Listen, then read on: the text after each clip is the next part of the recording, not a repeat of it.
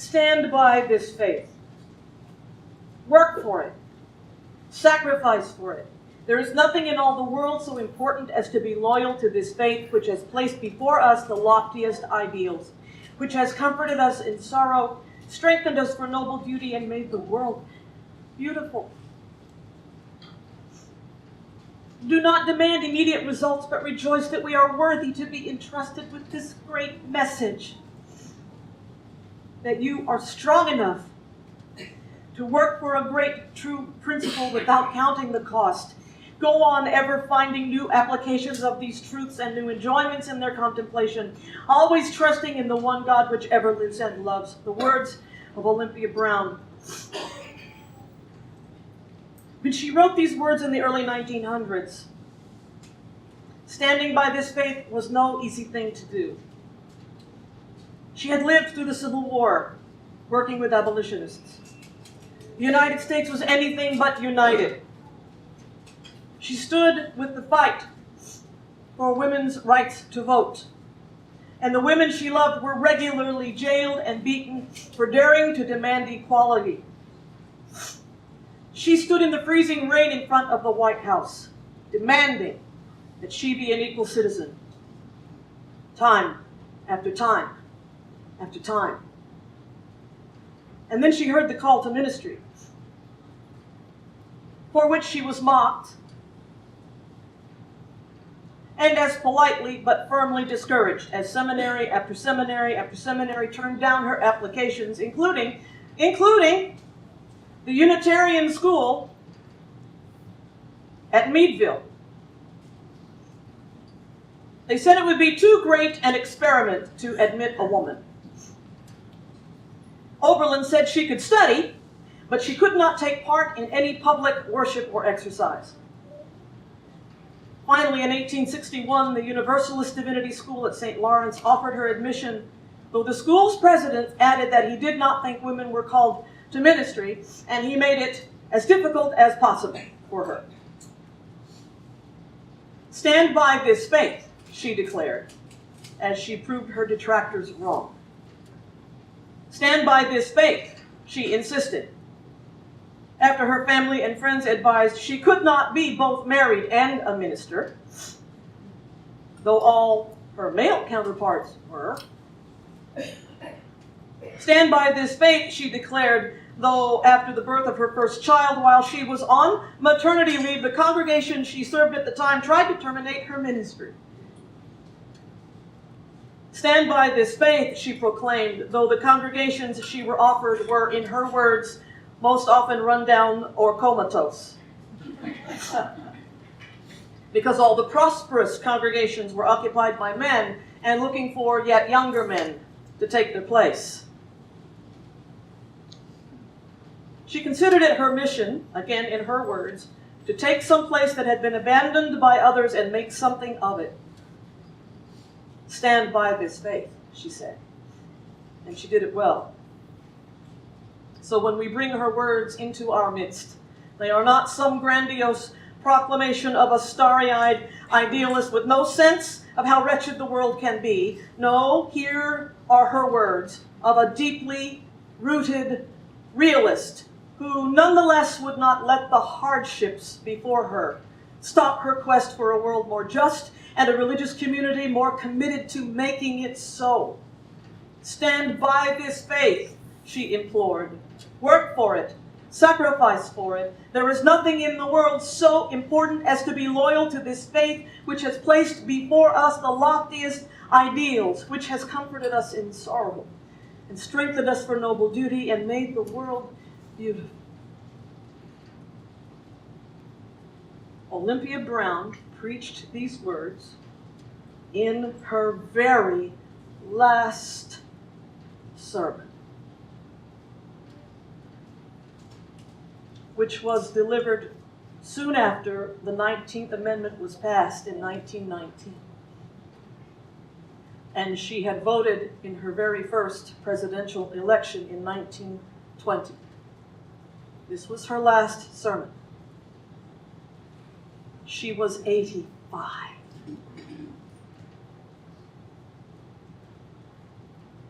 Which brings me to my favorite passage in this teaching. Do not demand immediate results, but rejoice that we are worthy to be entrusted with this great message. She worked her entire life for the right to vote and got her results at the age of 85. Stand by this faith is the message she left us with. Over the last couple Sundays, we've celebrated the founding of this beloved community, this River of Grass Unitarian Universalist congregation, 19 years ago. What audacity. What temerity. What nerve to think a bunch of folks who believed in the hope and the possibility and the promise of liberal religion in western Broward County could mount the significant challenge of starting a brand new congregation in an area that did not look at all then like it does now, but felt themselves entrusted to carry this great message of Unitarian Universalism into western Broward County, at the edge of the Everglades, and in honor of that great work of earth art, named itself River of Grass. There's only one Everglades. There's only one River of Grass. That one and this one.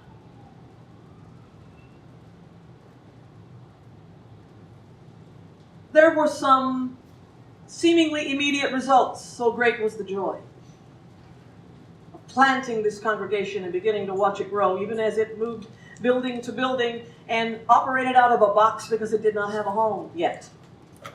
But true faith is not and cannot be grounded in immediate results. Human beings are far too changeable, and life is far too transient.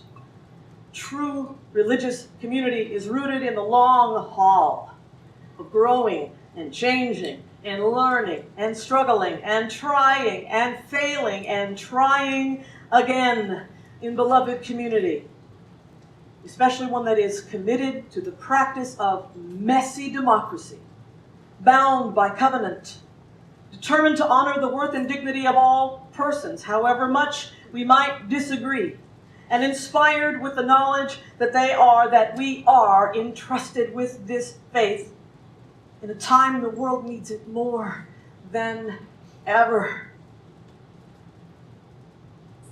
19 years later, here we are. Here we are, getting ready to answer some really big questions about what comes next. Here we are in this place where we have to think harder and harder about how we will keep growing. Here we are in this space, quite a while after the founding members we celebrated 2 weeks ago thought the River of Grass Unitarian Universalist congregation would already be in its own forever home, its own structure, built or bought or more accommodating, though if truth be told, I don't know any bunch of people that could make one basically modular space keep serving just by sheer force of will and creative thinking and sweat equity and sweat equity and sweat equity and sweat equity and sweat equity to keep making it work. Y'all just don't give up. And I know some of y'all are tired and terribly frustrated that we are not in that someday place yet today, whatever form it might be. But as I was contemplating all this and thought about what we're talking about today and the things that stand out before us and ask us to answer, I'm kind of glad maybe that we're not.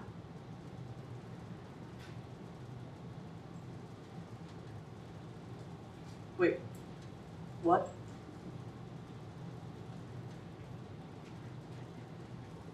This year's campaign is called Roots, Shoots, and Fruits, with the goal to grow deeper and wider and stronger in the coming year. We've been talking about different age groups and demographics and space and staffing and programming accommodations, which might suit some and not others, and which might be more important for some and not for others, with folks all along the spectrum kind of wondering if you're going to get what you need.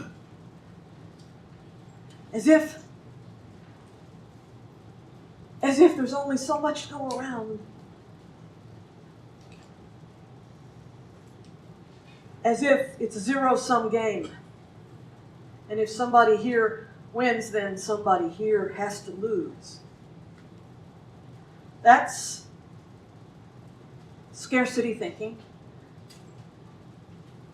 That's what the world teaches us. That's not what faith teaches us. So why in the world might I say such a thing? Because it might not be so bad. River of Grass is not already in its forever home today. Remember that thing some of us Protestant kids learned in Sunday school?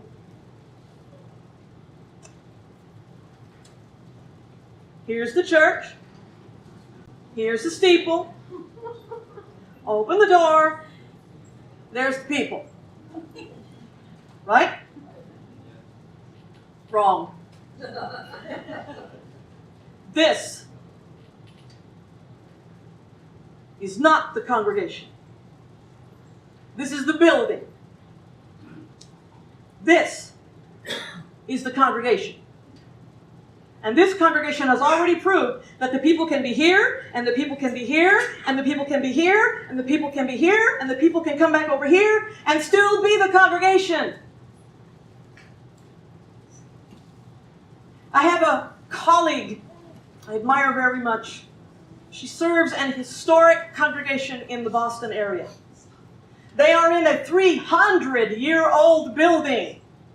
It's beautiful. There are 200-year-old friezes painted on the wall.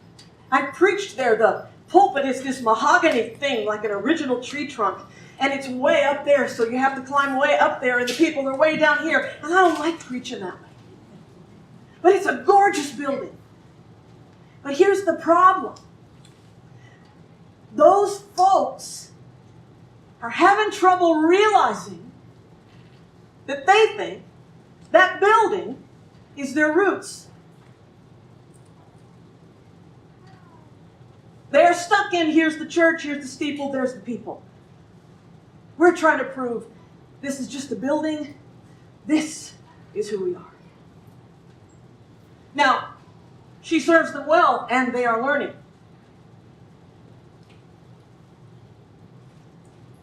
But they are not aware yet that they are the roots. You are the roots.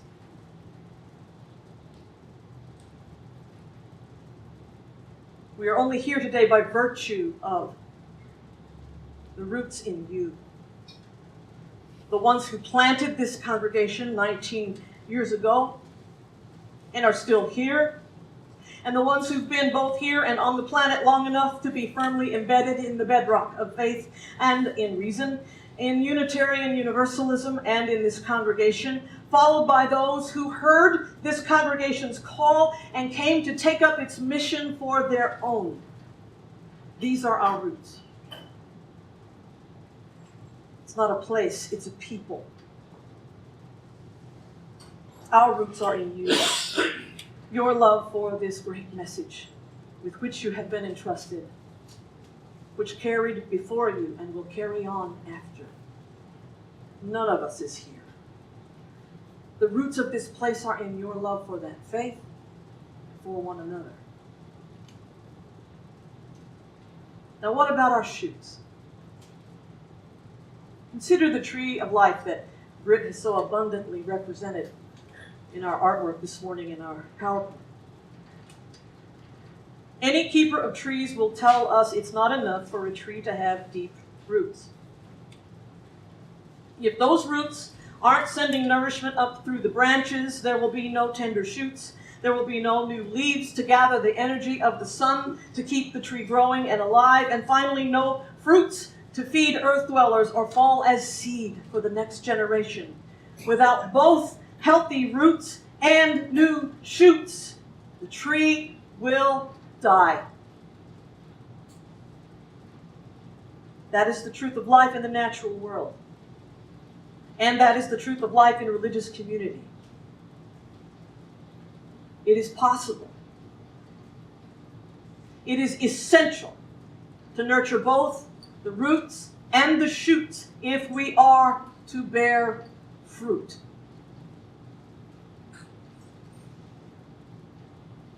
This faith, this congregation, is to be who it says it wants to be in the pursuit of justice and liberty and love in this world today and for generations to come, as Olympia Brown charged us to do, to go on finding ever new applications for these truths and new enjoyment in its contemplation.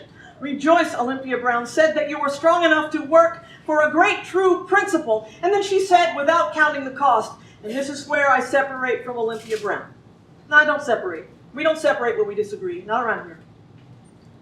This is where I take issue with her words.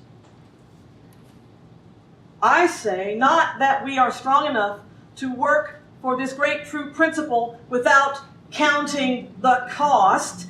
I say we are strong enough to do so fully counting the cost and daring to proceed anyway.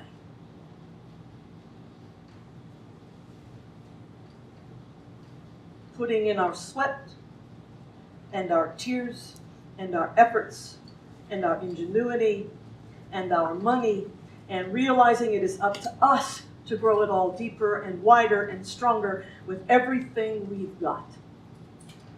Some of you have been doing that for 19 years. We honor you,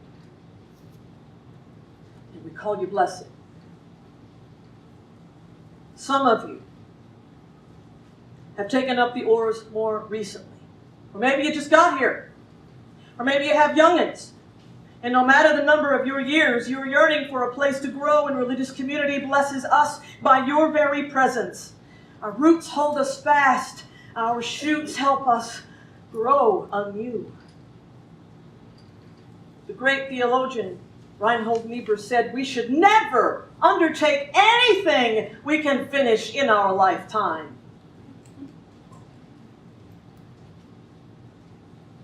Our shoots are budding and blossoming and reaching for new territories up the sky, and it takes all of us, the roots and the shoots, to bear the fruits of this faith in this world, and we can't wait to see what happens next. We can't wait to see what we can grow together. So in a few minutes, we will sing our resolve for the new era we are entering into. And then we will get coffee, and we will get a slice, and we will talk about how we grow deeper and wider and stronger in the coming year and make our commitments to make it so with all we have. And so, Mr. Chairman, may I please? I don't think I'm first. Some of y'all beat me to it today. I was trying to be the first. May I please submit to you my renewed and increased pledge.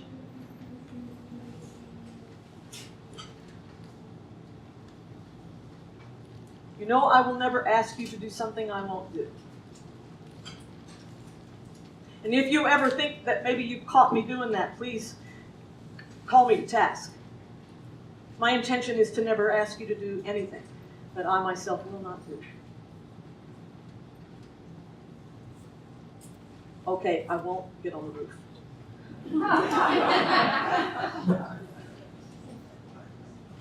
And I don't want you on the roof. We'll call somebody. We need to call somebody.